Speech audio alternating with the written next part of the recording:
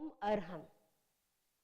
आज हम कालू कौमुदी व्याकरण के अंतर्गत बीए द्वितीय वर्ष में कारक प्रकरण का अध्ययन करेंगे।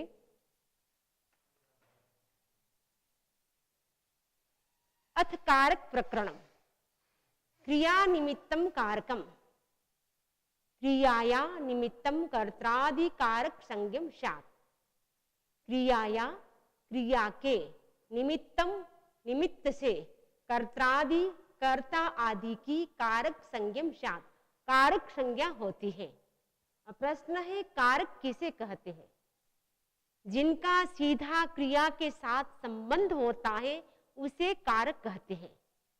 संस्कृत में 6 कारक माने जाते हैं: कर्ता, कर्म, साधन, दान पात्र, अपादान और आधार।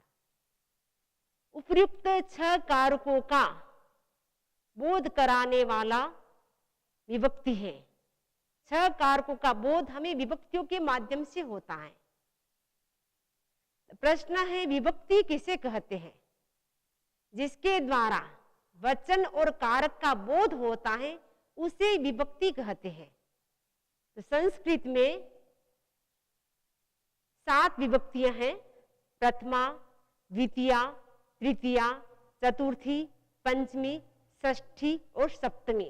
संबोधन में प्रथमा विभक्ति होती है, इसीलिए संबोधन को अगर मानेंगे तो 8 विभक्ति हो जाती है।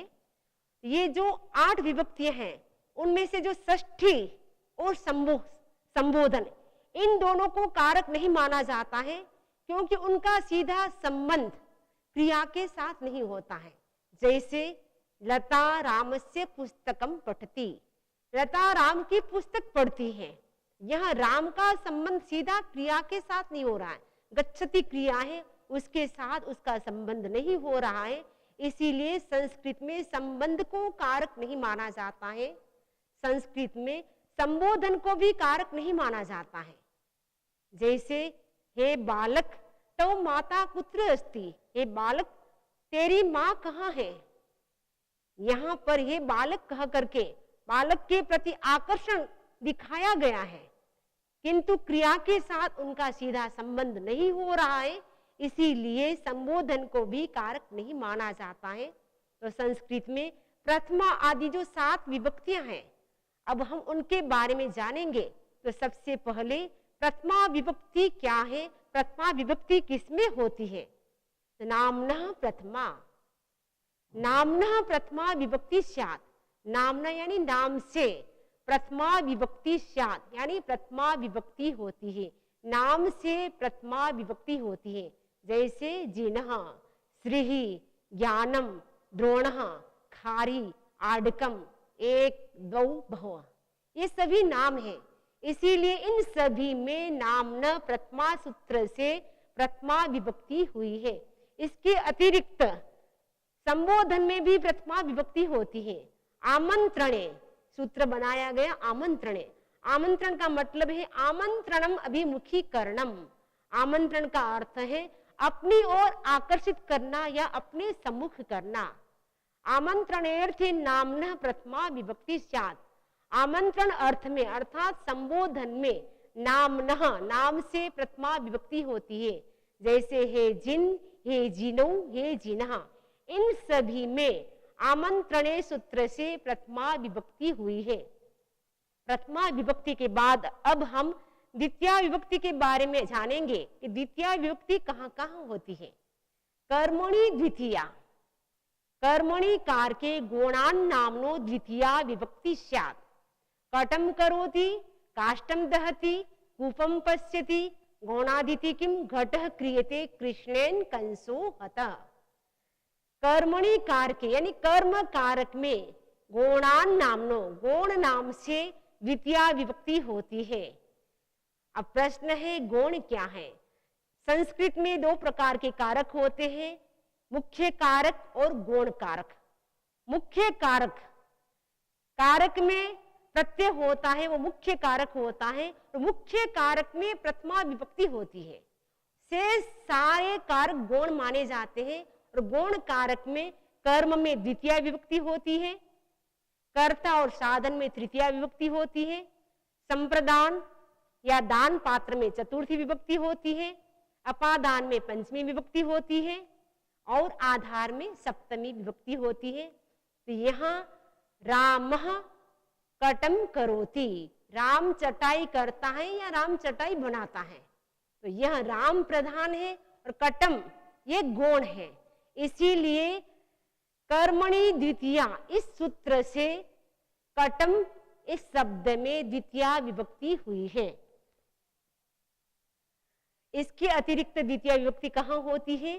क्रिया विशेषणात्, क्रिया विशेषणान् नामनो द्वितीया विभक्ति स्यात्।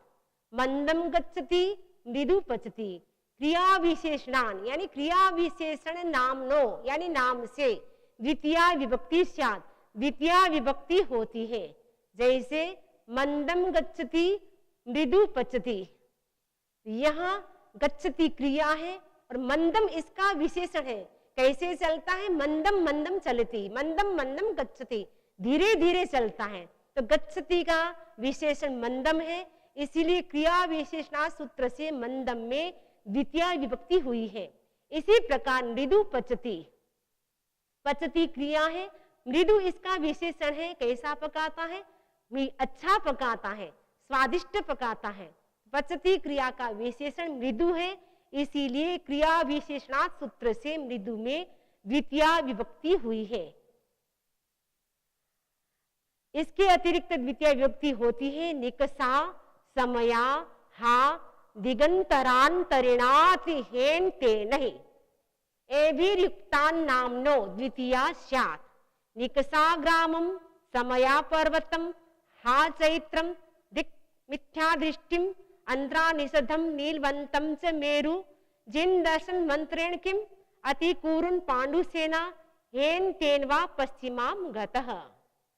एभी का मतलब है निकषा, समया, हा, दिग, अंतरा, अंतरेण, अति, हेन और तेन, इनसे युक्त नामनो नाम से द्वितीया स्यात्, द्वितीया विभक्ति होती है। जैसे निकषा समया, निकषा ग्रामम समया पर्वतम। निकषा समया का मतलब है समीप, तो निकषा ग्रामम गांव के समीप, समया पर्वतम पर्वत के समीप। तो यहाँ पे ग्रामम और पर्वतम में निकषा और समया के योग से निकषा समया सूत्र के द्वारा द्वितीय विभक्ति हुई है। हा का मतलब है खेद, दुख, उदासी, पीड़ा, अपव्यय विशेष।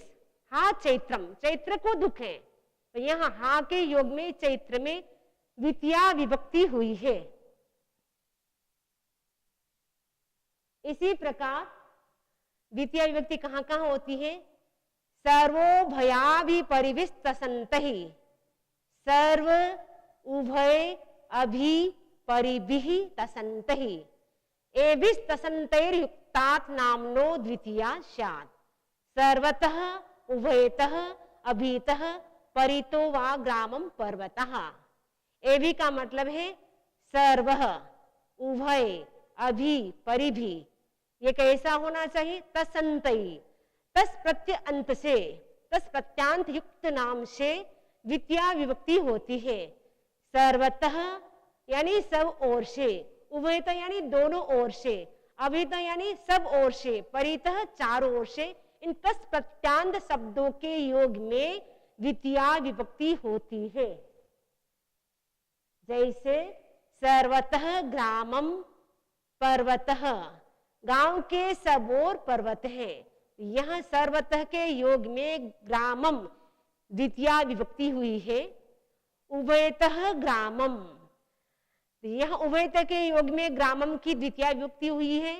परितोः अभीतः ग्रामम पर्वतः, परितो यानी चारों ओर से, अभीतो यानी सब ओर से, गांव के सब ओर पर्वत है, चारों ओर पर्वत है। यहाँ परितः और अभीतः के योग में ग्रामम शब्द की द्वितीय विभक्ति हुई है।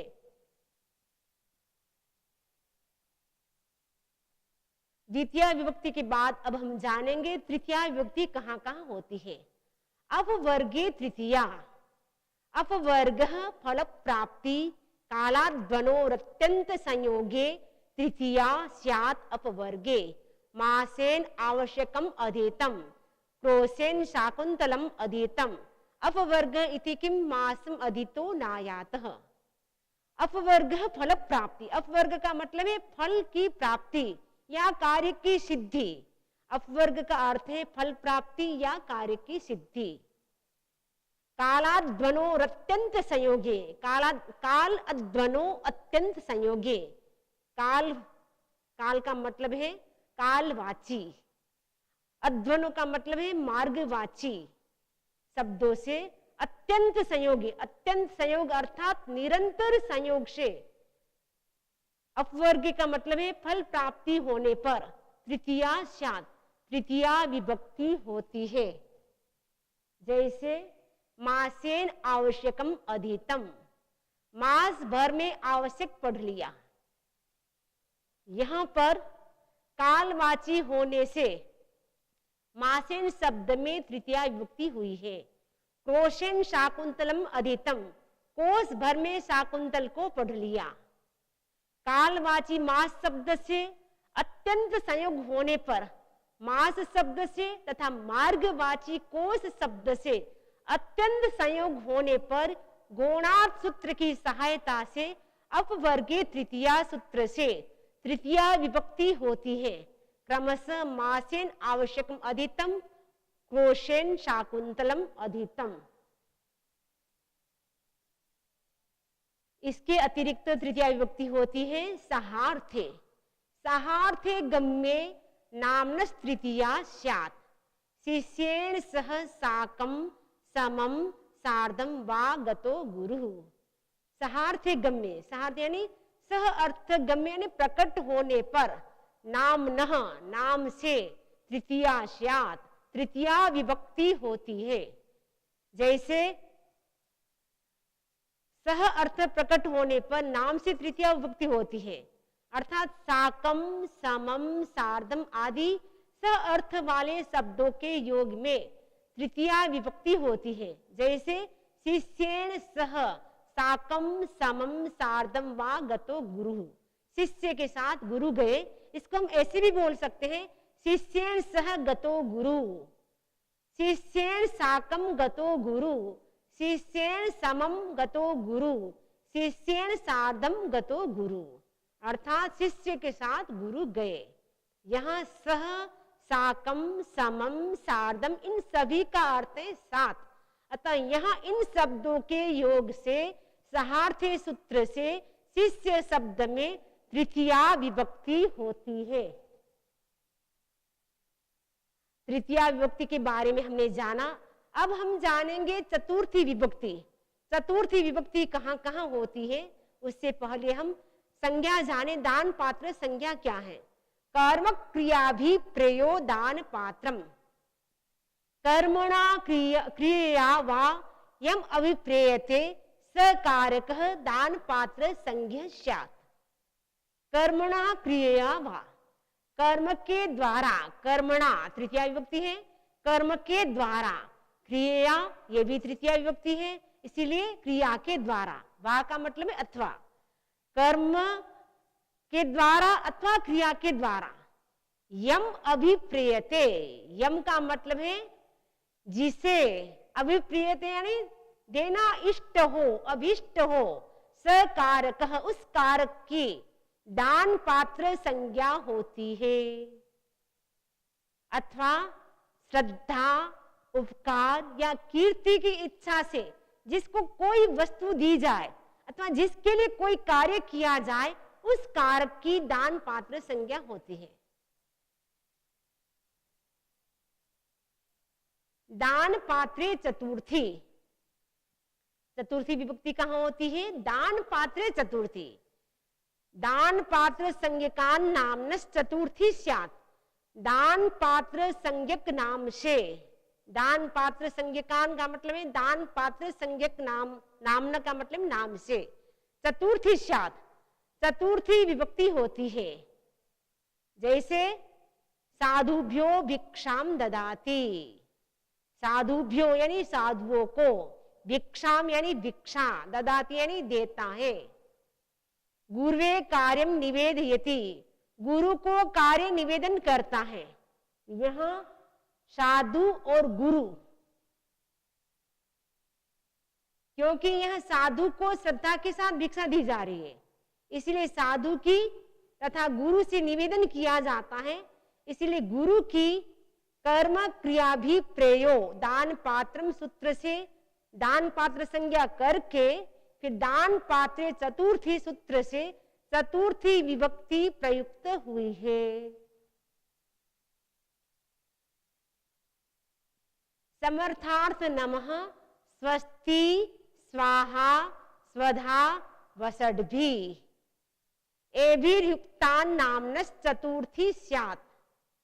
समर्थो अलम शक्तः क्षमः प्रभुर्वा मल्लो मल्लाय नमो जिनेन्द्राय स्वस्ति पूज्याय स्वाहा अग्नये स्वधा पितृभ्यः वसड इंद्राय उपद विभक्तेः कारक विभक्तिर बलि यसीति नमस्करोति जिनान।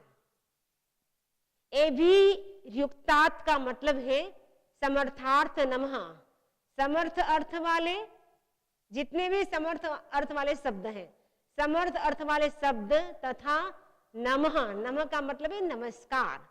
स्वस्ति, स्वस्ति का मतलब है कल्याण, आशीर्वाद, स्वीकार सूचक अव्यय। स्वाहा, देवता के उद्देश्य से हवि छोड़ते समय इस शब्द का उच्चारण किया जाता है। स्वधा, मृत पुरुषों के उद्देश्य से हवि आदि का देना, पितरों को भोजनादि निवेदन करना। वसड, जिसका उच्चारण अग्नि में आहुति देते समय यज्ञों में किया जाता है। तो समर्थ अर्थ वाले शब्द तथा नमः, स्वस्ति, स्वाहा, स्वधा, वसड, इन शब्द के योग से चतुर्थी विभक्ति होती है। जब ये सारे शब्द आएंगे, चाहे नमः आए, चाहे स्वस्ति, चाहे स्वाहा, चाहे स्वधा, चाहे वसड, इनमें से कोई भी शब्द आएगा, इनके योग में चतुर्थी विभक्ति होती है। जैसे समर्थो अलम शक्तः क्षमः प्रभुर्वा मल्लो मल्लाय, पहलवान पहलवान के लिए काफी है। तो समर्थो अलम, अलम शक्तः क्षमः प्रभु, ये सारे अर्थ क्या है, समर्थ अर्थ में प्रयुक्त होते हैं। मल्लो मलाय यानी मल है, मलाय मल के लिए समर्थ है।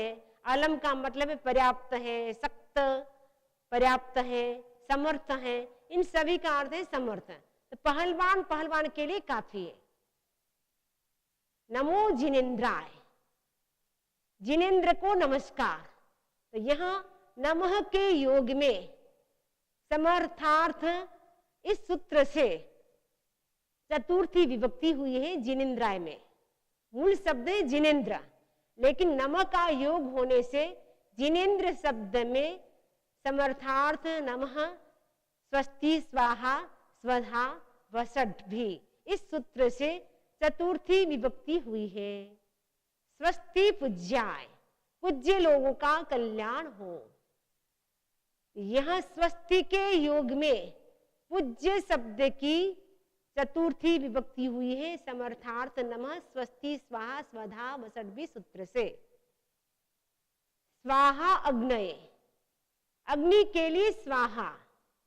यह स्वाहा के योग में अग्नि में चतुर्थी विभक्ति हुई है। स्वधा पितृभ्य, यह स्वधा के योग में पितृ शब्द की चतुर्थी विभक्ति हुई है। पितरों के लिए अन्नादि द्रव्य। तो यहाँ मूल शब्द पितृ है, लेकिन स्वधा का योग होने से पितृभ्य चतुर्थी का बहुवचन है। तो समर्थार्थ नमः, स्वस्ति, स्वाहा, स्वधा, वसड भी इस सूत्र से पितृभ्य, पितृ शब्द की चतुर्थी विभक्ति होने से पितृभ्य बन गया। वसड इंद्राय, वसड यानी हविदान, इंद्र यानी इंद्र को, इंद्र को हविदान या इंद्र के लिए हविदान। यहां मूल शब्द इंद्र है। इंद्राय कैसे बना? चतुर्थी विभक्ति होने से इंद्राय बन गया। तो समर्थार्थ नमः स्वस्ति स्वाहा स्वधा वसट भी इस सूत्र से इंद्र शब्द की वसट के योग में चतुर्थी विभक्ति हुई है। यह समर्थ और उसके अर्थ वाले शब्दों के योग में तथा नमः स्वस्ति स्वाहा स्वधा वसट इन शब्दों के योग से मल जिनेन्द्र अग्नि पितृ इन शब्दों से चतुर्थी विभक्ति हुई है।